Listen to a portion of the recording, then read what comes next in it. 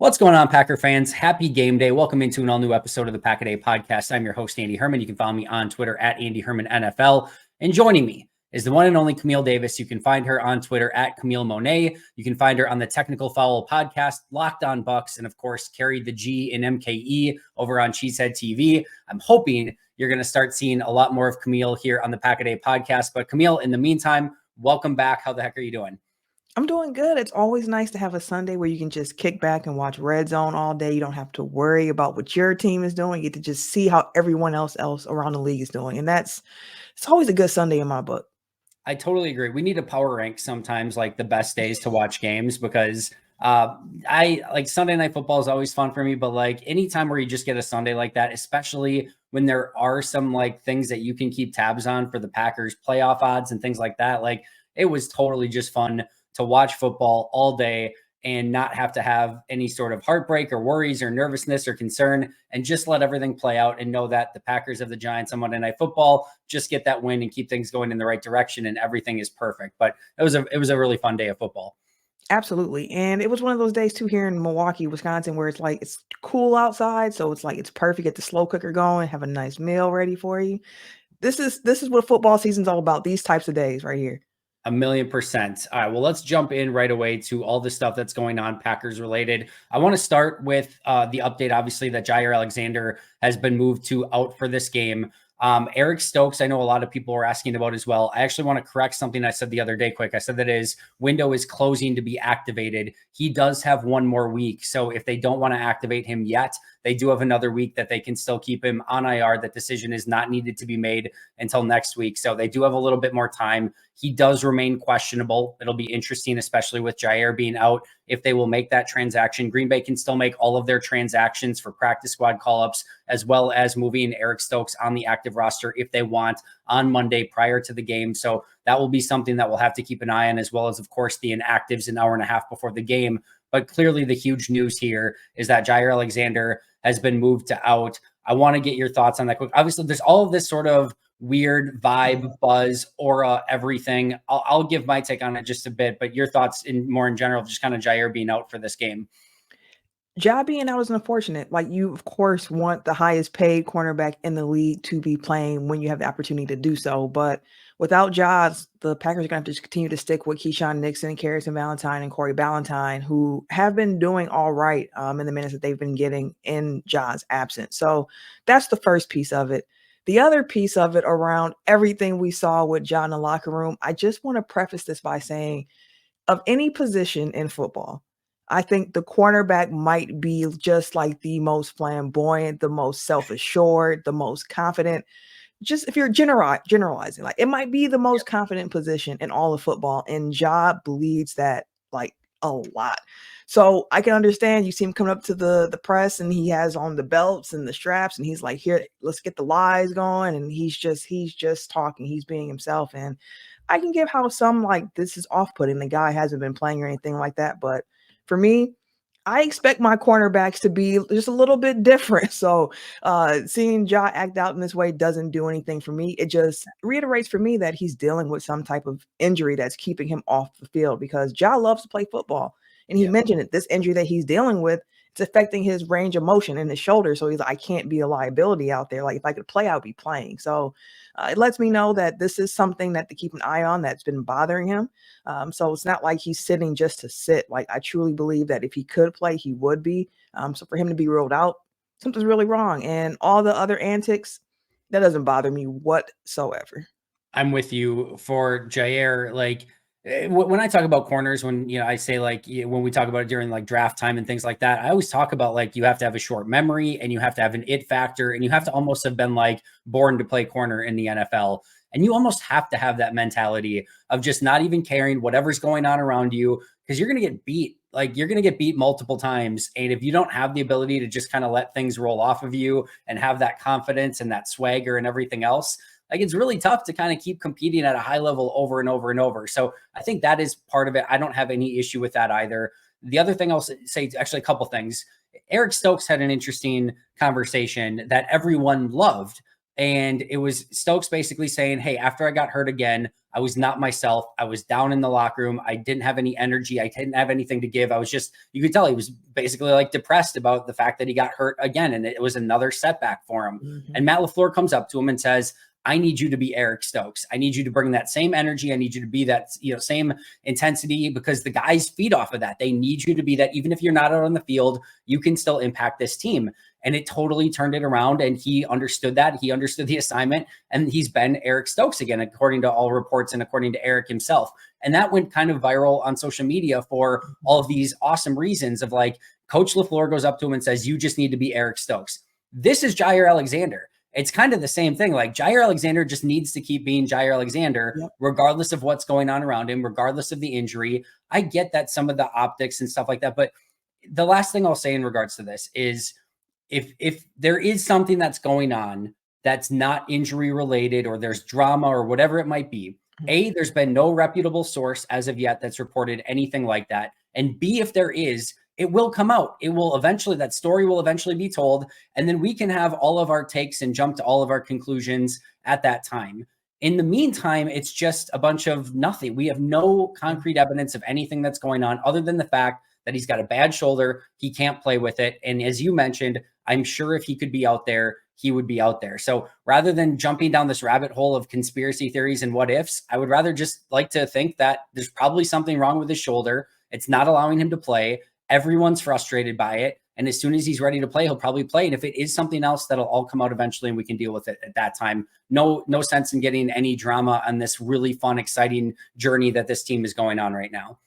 Yeah, you preaching that. Yeah, you preaching. Exactly. I feel the exact same way about it. And I saw some people too trying to compare Ja with Aaron Jones and how Aaron was like, well, sometimes I get out there, I'm only 70%, and that's good enough for me to be out there if I can do this and do that. And it's like, we can't compare injuries one to one like that. If Aaron Jones is able to go out there while still being banged up, salute. Applaud him for that. But that does not mean that Josh is able to do the exact same thing with a completely different injury, playing a completely different position in football. And to just go back to like how important that shoulder can be for a corner, go back to the divisional round game against the San Francisco 49ers. We know they lost that game, the blocked punt and everything like that. At the end of that game, if memory serves, there's an opportunity for Green Bay to get the ball back. And the 49ers have a key third down in that game. And I think they handed Deebo Samuel at the end, and he needs to get the first down to bleed out the clock. And if not, I think they have to punt back to Aaron in Green Bay. And it's Jaire who needs to come up and make that tackle. This is his first game back coming off of that shoulder injury. And you could tell he didn't want to come in and lay his shoulder into Deebo Samuel, who's built like a train, and on, like, in a way, like sort of understandably, but these are the things that like can go through your mind as a corner. If like you're dealing with the shoulder, and if it's not 100%, even if it was 100%, you probably still have a little bit of like, oh, do I want to really like lean right in with that shoulder again and tackle a Saquon Barkley, who again is also built like a truck? Or do I want to maybe just kind of arm tackle and then Saquon breaks it? And just like Deebo did, Deebo got the first down and the game sealed away. You don't necessarily want to be putting players in those sort of positions either, to have to make those sort of business decisions of, all right, I could go and tackle Saquon, but I might be out another 6 weeks because it's going to re-injure my shoulder. If it's not 100%, you probably just have to maybe even save him from himself a little bit, sit him down and let that thing get healed up. And in the meantime, as one of the very first things you said, is Carrington Valentine, Keyshawn Nixon, Corey Ballantyne. They're playing for the most part fine in his stead. They're winning football games. They're getting the job done.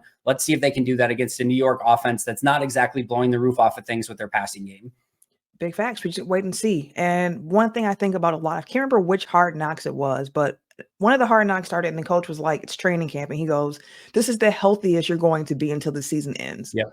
And that has always stood out in my mind of just thinking about what these men put themselves through throughout the season. They're all playing with some type of injury at this point. So again, if it's something that's keeping him out, like there's a reason for that. And at the end of the day, we want to protect players against themselves, like you mentioned. And you also want to protect your players because it's bigger than just this game coming up. It's bigger than just this season. You're looking out to make sure that they can have a career that's filled with longevity. So whatever it takes to get Ja back on the field healthy, I'm with it. And in the meantime, in between time, we can just keep leaning on Ballantyne, and Nixon. Totally agreed. Can't wait to see how those corners hold up against this Giants offense on Monday Night Football. Should be a fun matchup to watch. Before we get into the rest of this matchup, just wanted to put my full nerd glasses on for a second and go full playoff probabilities based on all the results that happened on Sunday. So I'm just going to kind of run through this really, really quick. Let's But get it. here's what happened on Sunday that affected the Packers. First of all, from a non-playoff standpoint at all, the Jets and the Bills both won, which sucks because they both hold Packers' future draft choices. The Jets' second rounder goes to Green Bay. The Bills' third rounder goes to Green Bay. So those draft picks got a little bit worse based on the Jets and Bills winning. That's not fun. On the other side of things, from a playoff standpoint, a little bit of a mixed bag. The Buccaneers beat the Falcons. From a playoff probability standpoint, this doesn't change things too much. It does sort of keep Tampa Bay in the playoff picture a little bit more. It probably makes them less desperate than they would have needed to be. It basically would have been a must-win game next week in Green Bay. Now it's not quite as must win, but they're probably a little bit more frisky coming off a win, knowing that they're in control of their own destiny in the NFC South as well. And in the meantime, you keep the Falcons as a wild card team as well. They're no longer the division leader. And now you add them to the wild card mix, and Green Bay does not have the tiebreaker with Atlanta if it comes down to that, because they lost to Atlanta earlier this season. So technically, from a probability standpoint, at least for the New York Times simulator, it didn't really fluctuate their win-loss or playoff probability one way or the other. I kind of would have liked the Falcons to win more. Shouldn't matter all that much. Bears beat the Lions. This is another interesting one. This opens up some winning the division possibilities. We'll touch base on that in just a moment. But it also kind of weirdly, oddly keeps the Bears in a kind of wild card status, as weird as that seems to say. If the Bears get to that point, things have really gone bad for Green Bay as well. So you're probably not as concerned about that. And in the meantime, it kind of hurts the Bears' draft choice chances, and also maybe muddies the water a little bit from a Justin Fields and a coaching standpoint side of things. So that's a whole interesting side. Saints beat the Panthers. That's not ideal because it keeps the Saints in the wild card conversation. Panthers doesn't win or doesn't matter really that much either way. The Ravens beat the Rams, which was the single biggest thing that could have happened from a playoff odds standpoint. The Rams came very close to winning that game, goes to OT, but the Ravens pick up the win on a walk-off punt return, which very much helped Green Bay. Vikings beat the Raiders in a 3-0 barn burner. That also is unfortunate because you would have preferred the Raiders to win, but that keeps the Vikings definitely more in the conversation, although the way that they're playing right now, don't even really know who their QB is going to be going forward. You hope that you can just kind of take care of business with Minnesota on your own in a few weeks. And then finally, the 49ers beat the Seahawks, which is also advantageous because the Seahawks were kind of competing in that same wildcard realm as the Packers as well. Now the Seahawks have the Eagles next week. All right, really quick as to probability standpoint, the Packers started the day, again, these are all per the New York Times simulator, around a 69 to 70% chance to make the playoffs. They ended the day at about a 69 to 70% chance to make the playoffs. So it didn't really move the needle one way or the other. If they beat the Giants, they should go up to around 77 to 78% chance. If they lose to the Giants, they go down to a 51% chance. And then lastly, if they go 5-0 the rest of the way, they are 100% chance to make the playoffs, 48% chance to win the division. If they go 4-1, they are greater than a 99% chance to make the playoffs with a 15% chance to win the division, unless that loss is either to the Bears or the Vikings, in which case their odds of winning the division go down to like 1 to 5%. It's not great.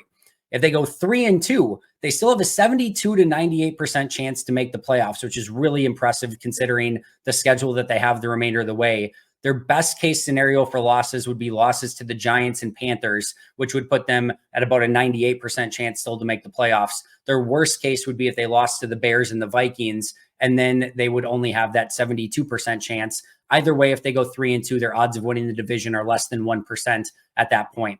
And then if they go 2-3, they've got somewhere between a 5 and a 40% chance of making the playoffs, depending on which team they lose to. If they go 1-4, less than a 1% chance. And if they go 0-5, a 0% chance to make the playoffs. That's all I got from a win probability and playoff probability standpoint, Camille. But anything that stood out to you from either the playoff odds or the Sunday slate of action that took place? One, that I was really hoping that Devontae Adams would remember what it's like to play against the Vikings and go completely crazy against them.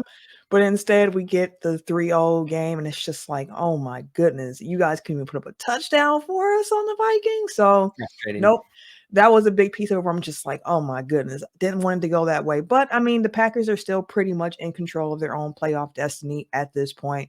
If they beat the Giants tomorrow, They're 2 games back of the NFC North with 4 games to play. So that's an interesting proposition to be in. So as long as the Packers can continue to handle their business, they're still in the driver's seat to do what they set out to do at the beginning of the season, which is surprise the world and, sneak into the playoffs here. So I'm here for it.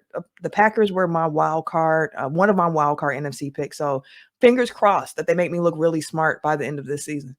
That would be amazing. And yes, as you mentioned, everything is within their own hands. They control their own destiny. And of course, for the players and the team, it's one game at a time, one win at a time. None of the players, team, anyone is looking that forward ahead of what they need to do, what they don't do. They're just trying to beat the Giants this week, which is the right way to take it. But as a fan, and as you kind of go through all of the different probabilities and possibilities, you kind of know who to cheer for, who to cheer against. And it kind of gives you some potential outs as well, because as we've seen in the past, sometimes you do everything in the game to win the game, and a referee call at the end of the game might switch it the other direction, and you just want to give yourself the best options possible just in case something were to happen at an end of a game or something where you get a game ripped away from you. Maybe you can still get in the playoffs based on what happens to other teams. And it just kind of makes this time of year a little bit more fun with some stakes in other games that are happening as well. It's always fun to scoreboard watch around the rest of the league.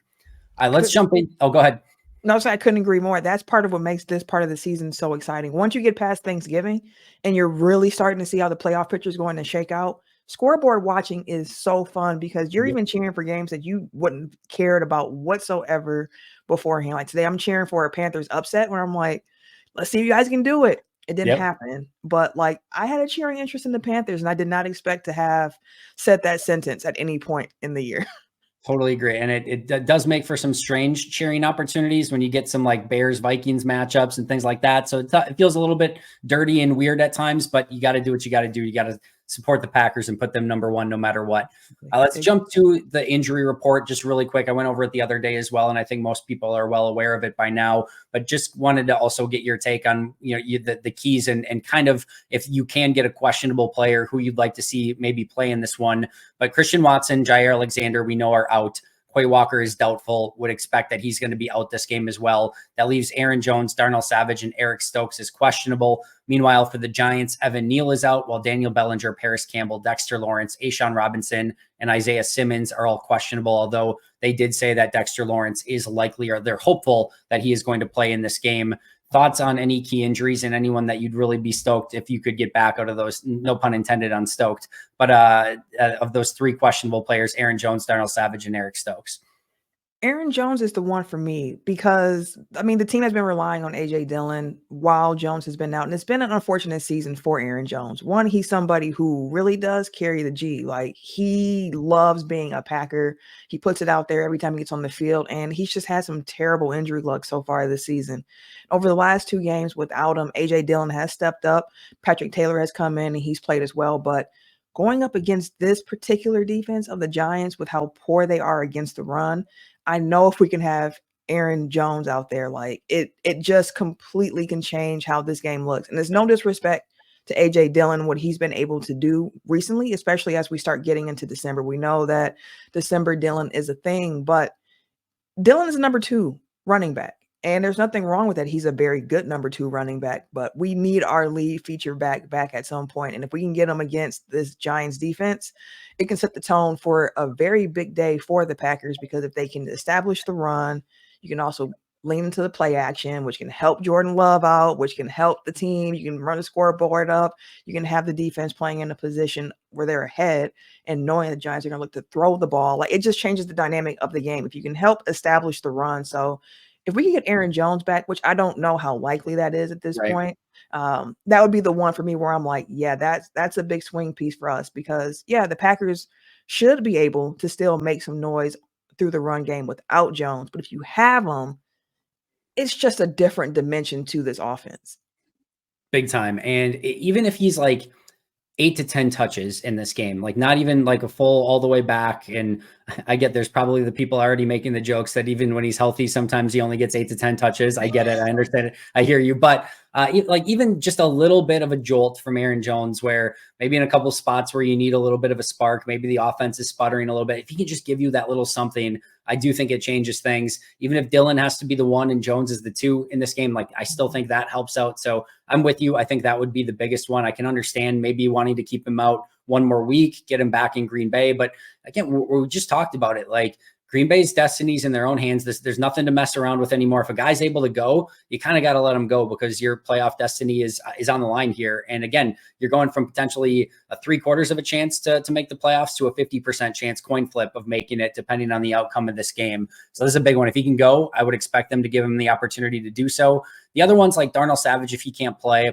you still have starting caliber safeties that have held down the fort all season long without Savage. And Stokes, even if he is active, I would expect him to have more of like a special teams emergency corner kind of role in his first game back. Maybe some dime snaps, 4 or 5 snaps in dime defense, but I don't think you would have that much of an impact anyway. So I'm with you. I will absolutely go with Aaron Jones from those questionable players. Let's jump to our keys to the game. We're each going to give our 3 biggest keys to a Packers victory here, and just kind of in general, what's going to maybe change the outcome of this game one way or the other. So Camille, I'm going to cede the floor to you. I will give you your 3 keys to the game first. All right. So the first one, stop Saquon Barkley at all costs. So the biggest question I have is this Packers run defense going to be able to stop Barkley? Because as a team, I mean, the Giants are only averaging 3.9 yards per carry, ranks 30th in run blocking win rate metric. So you're kind of like, the run defense or the run offense doesn't look that great for the Giants, but then you dig a little bit deeper and you see that Barkley himself is averaging 4.2 yards per carry, and over the last 3 out of 4 games, he's averaging 5 yards per carry. So he's starting to warm up a bit as well. We know he's a monster in yards after contact. You have to make sure you get him down. In addition to that, he has the 9th most rushes of 10 or more yards in the NFL. You pair that up with the Packers run defense that ranks... I know we don't want to, but this is where we are this week. Yep. Packers run defense hasn't been that great. Opponents' yards per rush is 4.5. That's 26th in the league. Rushes per game, giving up 30.5, 29th in the league. So teams know, like, hey, let's run the ball on the Packers. And then when it comes to opponent rush yards per game, they're giving up 136. So, like, the Packers run defense has not been great throughout the season. And the last time we saw a team come in averaging fewer than 4 yards per carry, Pittsburgh Steelers, they ran all over the Packers. So that's a big piece of it, because again, if you can stop Barkley, then you can earn the right to rush the passer. And when you're able to do that, you can exploit one of the biggest weaknesses on this Giants team, which is their offensive line at this point. So if we can put the Giants in a situation where we know they have to throw the ball, make them one-dimensional, it helps out this Packers defense so much. So that's the very first key that I have for this team. Stop Barkley. And just really quick on that, the first thing I had, and I'll give 3 other ones no matter what, but the first thing I had on my list is learn from the Steelers game, because I feel like this is a very similar sort of team, at least from like a game plan standpoint of what you want to do. You want to try to make the quarterback beat you. You can't let the running game beat you. If Saquon and this Giants offense goes for 200 rushing yards like the Steelers did, it's a recipe for a loss, just like the Steelers game was. And it shouldn't have been a loss in that game if Green Bay plays that game defensively a lot different. So that was number 1 on my list, as well as learn from that Steelers game. But all right, go ahead. What's your number 2? Number 2 is the turnover battle. And can the Packers play a clean game against this blitz-heavy defense? Now, we know the Giants' defense isn't great. They rank in the bottom 3rd in the league in a lot of different stats. Opponents' points per game, yards per play, red zone scoring, rushing yards given up, rushing yards per game. Like, the Giants are not that great. But they do have a +5 turnover differential this season, and they've gone 3 straight weeks forcing multiple turnovers. So against the Patriots, they were able to get 3 interceptions. They were +2 on the day. Against Washington, when they went crazy and they had 3 interceptions, 3 fumble recoveries, +6 in the turnover battle against Washington. Even against Dallas, they were still able to get 2 interceptions off of Dak, and they were +1 on the day. So like, they can get some turnovers pretty quick and in a hurry. So with this heavy blitzing scheme, the Packers have to take care of the ball. And as we've seen during this most recent winning streak with the team and just overall general better play, one of the things that you've noticed is that Jordan Love has been doing a great job at taking care of the ball. Yep. When the Packers were losing, there were quite a few turnovers. There were some interceptions at inopportune times, although there's never really a good time to throw an interception. So, that's what you see here. So if the Packers can win that turnover battle, not turn the ball over, like, that's another key to the game for me. All right, perfect. And I had something similar too. And this one, I just kind of put Packers versus the Packers. And what I meant more by that is like making those mistakes, right? Yeah. The Giants need those turnovers and they need those mistakes. It's like oxygen for them. If they get it, they're alive. If they get those mistakes, if they get those turnovers, they're going to keep feeding off of them, and they're going to be, and like that's how they score their points more often than not, is the points off of turnovers. So if Green Bay can just play that, clean game of football and not beat themselves, they're going to beat the Giants. That's the only real recipe for the Giants to have success in this one, is if Green Bay shoots themselves in the foot enough to give them that oxygen that they need. So I was right there with you on that one as well.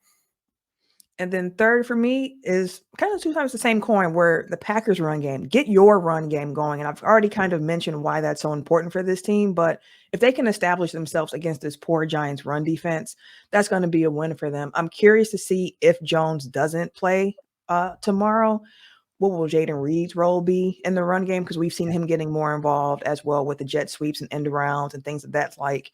Plus, with Dylan, I mentioned December Dylan, and we would love to see that continue to roll as well. So if the Packers can establish the run game, don't want to repeat myself, but it's a big key for this Packers offense, because it's so much easier when you don't have to be one-dimensional, when you can really sell those play actions, especially when you're going against a team that blitzes as much as this Giants team does.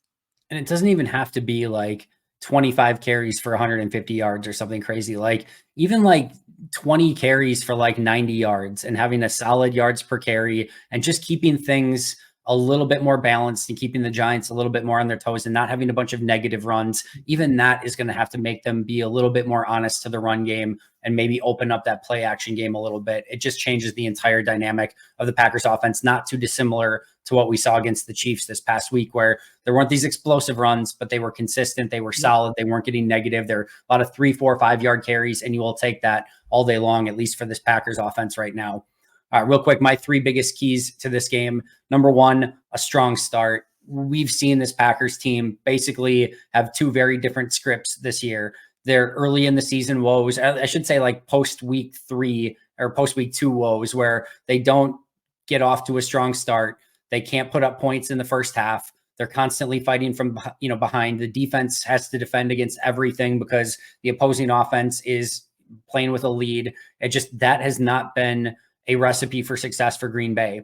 And then the other one, of course, is Green Bay's offense is on fire to start the game. We saw a couple weeks ago against Detroit. They asked for the ball first. They get the big explosive play down the field. Then they get their turnovers, are able to get points off of turnovers. And all of a sudden, before you know it, the Lions are fighting well from behind. It changes the entire dynamic of the game, gives Joe Barry a lot more flexibility because he's playing with a lead. That has been a huge key for this Packers team all season long. Get a strong start, get those early points, have a real opportunity for success. Don't get them, fight from behind, and that has not been a recipe for success. So strong start. Number 2, Packers front 5 on defense is going to have to beat up this Giants mid offensive line. And that might be a compliment to that Giants offensive line, to be honest. Yeah, exactly. So Kenny Clark, I need a better TJ Slayton game. He's been struggling, I would say, over the course of the past few weeks. Devontae Wyatt, even the guys like Carl Brooks, Colby Wooden, when they're rotating in, Enagbare, Rashawn Gary, Preston Smith, LVN, those front 5 have got to win their one-on-one matchups. They've got to get off of blocks, and they've got to make things painful for Saquon. It can't just be, all right, we're going to drop an extra safety in the box and give us better numbers. You would love for those guys just to win their one-on-one matchups, get off those blocks, hold up against double teams, and make it so that even if you are keeping a safety a little bit back, they're not finding those big alleyways and gaping holes that we've seen them, other teams basically, again, going back to the Steelers game, be able to kind of, have that success against the Packers with. And then number 3 is red zone offense defense.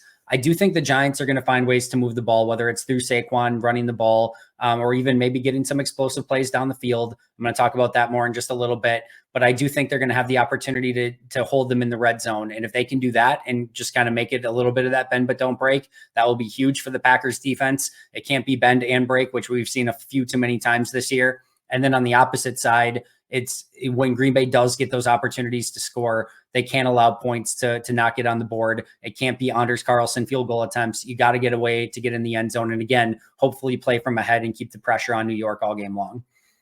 Absolutely. Don't disagree with any of those points. And it's interesting to me, think about that fast start aspect of it, because that's been another thing that's plagued the Packers throughout this season, something that we've seen change a bit during this most recent stretch of good games from them.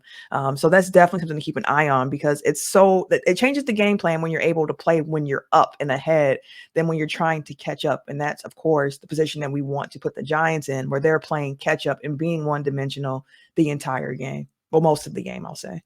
Big time. Let's go lightning round through the rest of these. All right. First of all, what are maybe a key matchup or two that you're going to be watching in this game that, again, could decide the game one way or the other?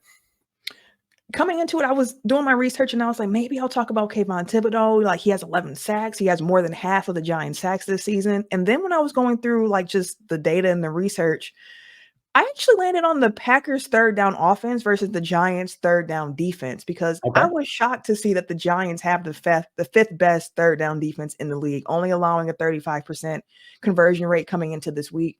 Meanwhile, the Packers have the sixth best third down offense in the league with a 44% conversion rate. So it's one of those things like, are the Packers going to be able to keep the chains moving? Are you going to be able to get those consistent runs to keep putting you in positions where you're not in third and long, but you're in third and manageable and able to convert and keep the chains moving and continue having some long drives, win that time of possession battle against the Giants? So that surprised me when I was digging through the numbers of how good the Giants' third down defense has been, just given how abysmal they are in so many other areas.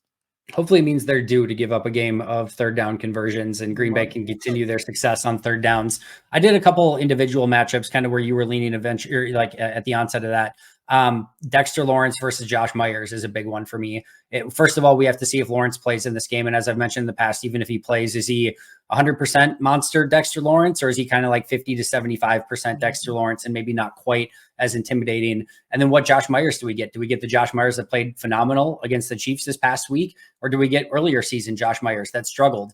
And I think that could be a huge matchup in this one. If Myers is able to kind of contain and control Dexter Lawrence as much as possible, and again, play that same brand of football he did against the Chiefs, really like Green Bay's spot in this one, because I don't think there's anyone that can change this game for the Giants quite like Dexter Lawrence can. So that's number one. And then the other one really quick is Rashawn Gary versus Tyree Phillips. We know Evan Neal's not playing. Tyree Phillips at right tackle has been okay for them, but that is a matchup that Green Bay has to be drooling over, one that Rashawn should be able to take advantage of and win with consistency. And if he can just be that game wrecker like we saw a couple weeks ago, 3 sacks, forced fumbles, doing all that stuff, again, it just puts so much in favor of Green Bay. So Lawrence versus Myers on the offensive side of the ball, Rashawn Gary versus Tyree Phillips on the defensive side of the ball. Yeah, I'm with that one. Those were two I was looking at as well, because Dexter Lawrence is so dominant that a lot of times you're going to get double teamed. So in addition to Myers, it's like, okay, who else is going to be able to step up? So seeing that Elgin Jenkins was, pretty much okay, good to go, like on a practice or on the injury report, just because like, hey, we're just being cautious. We're trying to get him some rest. That was good to know as well, in case they do have to double team Dexter at any point, because I think that's probably the best player on this team for the Yeah, Giants. So got to keep him totally. in control. Yeah. Totally agreed. All right. Packers offense versus Giants defense. We've talked a lot about this one already, but what are a couple things that you're going to be keeping an eye on when the Packers have the ball? The run game, for sure. We mentioned that piece of it already. And then again, because of what the run game can do for the passing game, I look 25.8% of Love's passes have come off play action.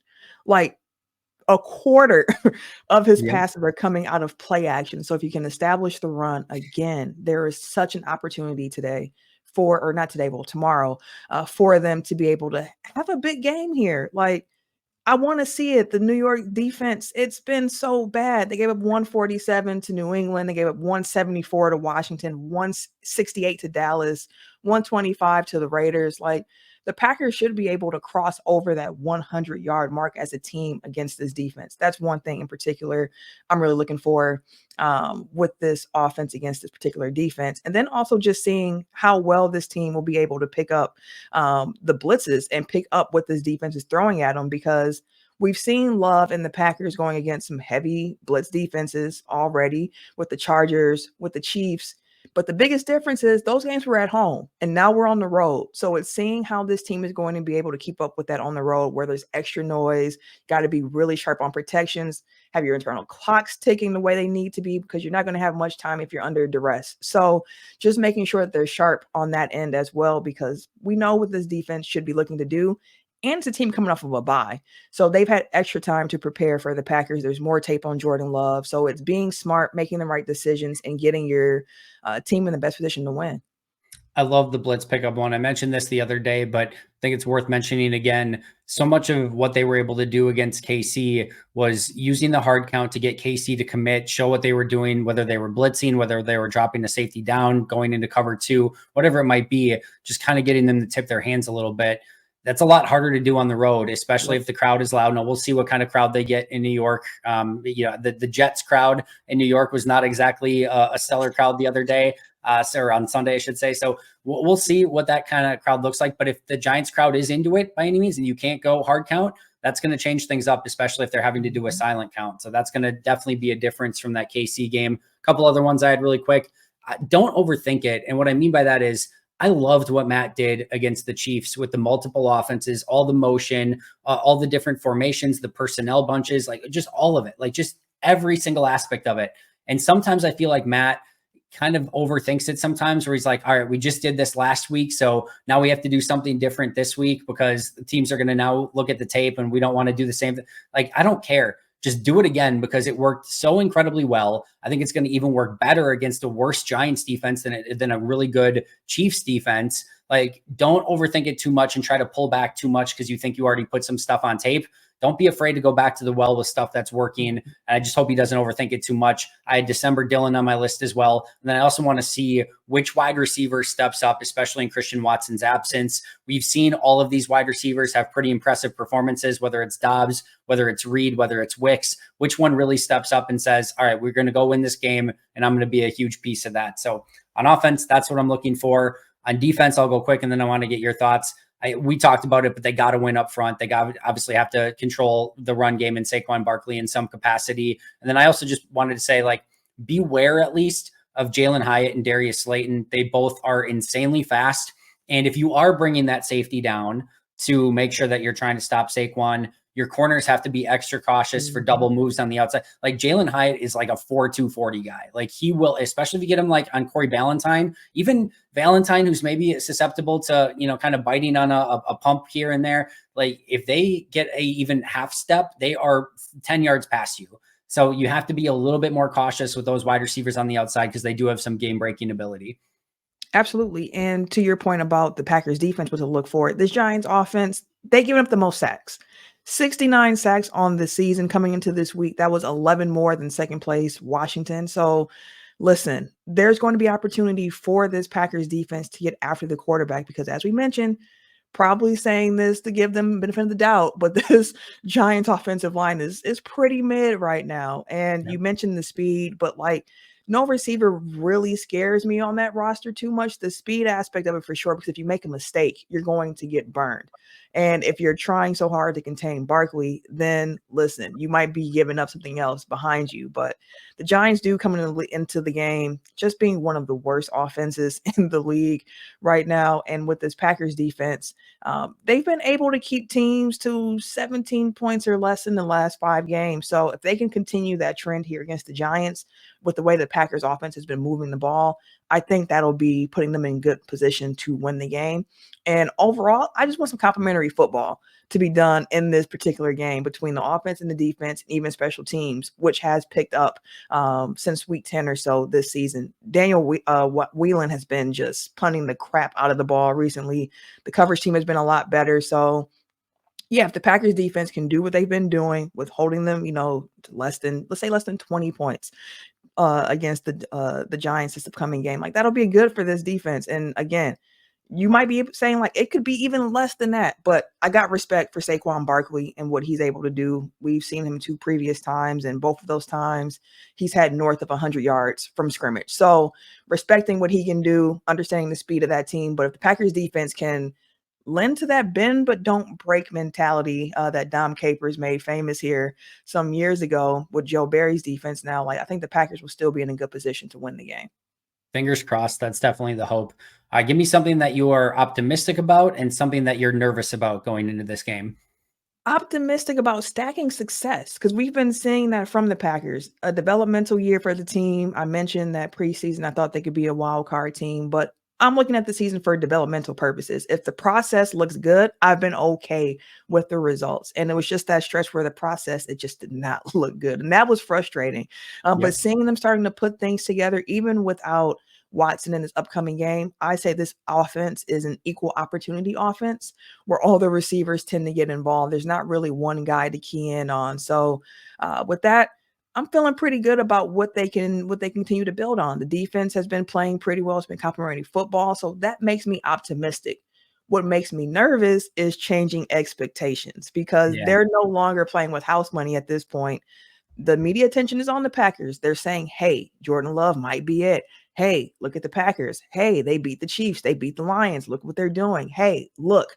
And now that it's no longer house money, it's like, how are you going to be playing when you have expectations? You're expected now to go in and win this game. You're expected now to keep that wild card spot, if not challenge for the NFC North with how the Lions have been playing. So that part makes me nervous because we haven't seen this particular young team play with expectations yet. So seeing how they do with that, that makes me a little nervous to see how they'll answer that call.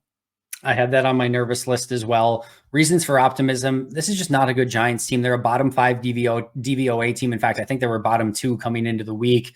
Backup quarterback Dexter Lawrence is the only matchup that really gives me any sort of concern whatsoever. The rest I'm not worried by.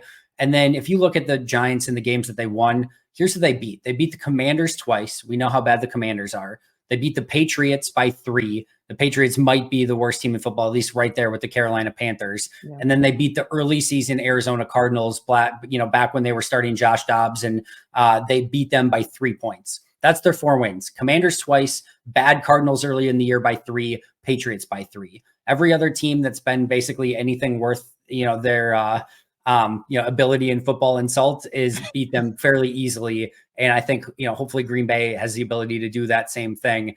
And then what makes me nervous, you mentioned kind of the expectations. The other thing is just kind of that Steelers game is just kind of going back to that. And we mentioned it. It's a kind of a similar formula. I do think the Steelers have a much better defense than what the Giants have. I do think Pittsburgh's a much tougher place to play in. I do think Green Bay's been playing much better than that Steelers game, but it's kind of a similar sort of formula. And that just gives me a little bit of nervousness going into this game. So those are mine. How about for you, key players in this one that you're going to be watching? Mentioned this a little bit already, but it's A.J. Dillon for me. He was my number one key player. He rushed for 73 yards against the Chiefs. He had a season high 76 yards versus the Raiders. And I'm wondering, can he top his season high this week against this particular Giants defense? And we've talked about December Dillon being a thing. His yards per carry average in September is 3.2 yards. In December, all the way up to 4.6 yards per carry. So hoping to see that trend continue. And again, not knowing what Aaron Jones' status is going to be for the game tomorrow, I'm just going to focus in on A.J. Dillon because we know that A.J. should be suiting up and should be playing. And he tends to play his best football at this time of year. So leaning on him to continue to do so. He feels, I know we mentioned sort of the due thing before, but he seems due for like a 100-yard game. Like he just feels very like almost overdue for like a 100-yard game. That would be amazing. It would open up this entire Packers offense against the Giants. My 2 key players are the center player on each of the lines. That's Josh Myers at center, Kenny Clark at defensive tackle. If those 2 players can kind of set the tone right in the middle of the offense and defensive lines, we talked about Josh Myers versus Dexter Lawrence, but Kenny Clark setting the tone in the middle of that Giants offensive line, getting not even just like pressure, but like resetting the line of scrimmage, making it so that Saquon and like when everything funnels to the outside, if everyone can set the edge and funnel everything back into Kenny and Kenny's eaten up front, that just makes everything so much harder for run offenses. So I'm going Josh Myers and Kenny Clark, the 2 focal points at the center of those key line matchups in this game as my key players. And all right, before we get out of here, of course, we got to do predictions. So Camille, your prediction, Packers versus Giants. I believe that Matt LaFleur's December record is going to climb to 17-0. Packers 27, Giants 10. It's my prediction for this week. 17-point win. I would gladly take that. I think somehow this one's going to end up a little bit closer, but I like the Packers in this one. Matt keeping his streak alive. December Matt, December Dylan. We're getting all the win streaks going and all the right players and coaches trending in the right direction. I'm going Packers 24, Giants 23, maybe a little bit of a frustrating game at times, but they find a way to win the game. Maybe it's at the end. Maybe the Giants get a late score to keep it, whatever. But like, I think the Packers ultimately find a way to win, but I think it might be a little bit more challenging than maybe that 6.5 point spread going in. All you need to do is win, and I will take that, even if it's just by a point. Absolutely. Just win. Just win. Just I don't win. care. Just do it. Totally agreed. Camille, amazing stuff. Any final thoughts before we get out of here? Man, just excited. It's fun to have primetime football played, although I don't like that it's 2 different Monday night football games so going at weird. the exact same time. I'm not a fan of that. So I'm hoping that, although the Packers are sharing that primetime spotlight, that we can continue on and just, have a good night, because it's fun being the big show for the day. So hopefully we don't get embarrassed and my Twitter doesn't become unbearable after Monday. I actually love that this is a Monday night football game. And the reason being is, you talked about it earlier of like the expectations. Like, they had back-to-back massive games against the Chiefs and the Lions in national spotlight games. And we've heard Jordan Love circling the game against the Chiefs. Sometimes as a player, it's really easy to get up for those marquee matchups. And then you have the 4-8 Giants with Tommy DeVito at quarterback. And it's like, it's really easy to maybe not have the same level of intensity and energy. But I'm hoping that the fact that this is primetime New York City Monday Night Football maintains that energy, and it still feels like that big fight feel, even though it is just Tommy DeVito and the New York Giants. So maybe there isn't quite that, pressure or just release of the foot on the gas, all gas, no brake moving forward is what this team needs to continue to do. So I love that it's on Monday Night Football. And the last thing I'll say is, Packers will play somewhere between 5 and 9 games left on this season. 5 if they don't make the playoffs, 9 if they somehow make an incredible run to the Super Bowl. Somewhere between 5 and 9. Either way, the season is winding to a close. We don't have very many of these left. So enjoy the heck out of it. It's Packers game day. Hopefully we can have a Victory Tuesday to chat about. Camille, tell all the folks out there where they can find your amazing work. Absolutely. So once a week, you can catch me on the Technical File podcast. That is TECKNICAL on Technical File. We record live every Tuesday on our YouTube page. We cover NFL, NBA, and pro wrestling every week on Tech File, which I know pro wrestling is a niche interest, but hey, it's still real to us at this point. No, I'm joking. But Technical File is one spot. Locked On Bucks podcast, Monday through Friday, wherever you get your podcast, as well as YouTube. You can catch me over there talking Milwaukee Bucks throughout the week. And then Carry the G and MKE with our friends over at Cheesehead TV once a week with Aaron Nagler. So make sure you check that out as well. Go check all that out. We got to get you more into AEW, Camille. That's something we're going to have to work on. And I've got to eventually find out from you what's going on with Adrian Griffin as well. But we'll get to all of those things as time goes on. Follow her at Camille Monet. You can find me at Andy Herman NFL. You can follow the podcast at Pack-A-Day Podcast. Enjoy your Packers game, Monday Night Football. Like I said, not many of these left. Hopefully we get a Packers victory and can celebrate tomorrow. That'll do it for us. But until next time, and as always, go Pack, go.